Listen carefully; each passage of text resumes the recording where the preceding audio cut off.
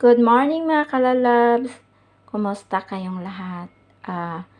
Ipakita ko sa inyo kung ano ang prepare ko sa aking husband bago siya magising. Ito po ay cucumber kasi salad lang kinakain niya at bread.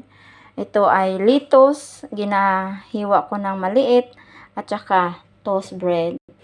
Nagto-toast na ako. At saka, naggisa ako ng giniling na pork at saka sauce pang salad. Kasi yun lang ang kinakain niya. Ginalagay ko dito yung cucumber. Gana sana kung may kamatis pero hindi ako nakabili. Tapos, ginahaluan ko siya ng pang salad sauce. Yan. Kung wala itong sauce na pang salad, pwede asin at konting asin, sibuyas at saka kamatis, lalo na yung maliliit na kamatis, parang yung manamis-tamis na maliit, hindi ko alam anong tawag doon, nakalimutan ko.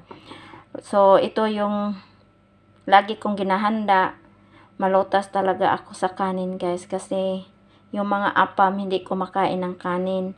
Nung umuwi kami, alam mo, pinatulog ko muna siya. Tapos pumunta ako sa kusina. Kain ako ng kain ng isda at saka tuyo. Na-miss ko yung talagang pagkain ng Pinoy. Ang sarap-sarap yung pagkain natin.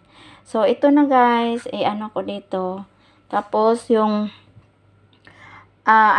yung pork na giniling, siya nang maglagay dito sa bread or kainin. Ito na po yung pang breakfast ko para sa kanya. Kasi bago siya pumasok sa work, ginahandaan ko muna siya bilang isang asawa. Thank you for watching!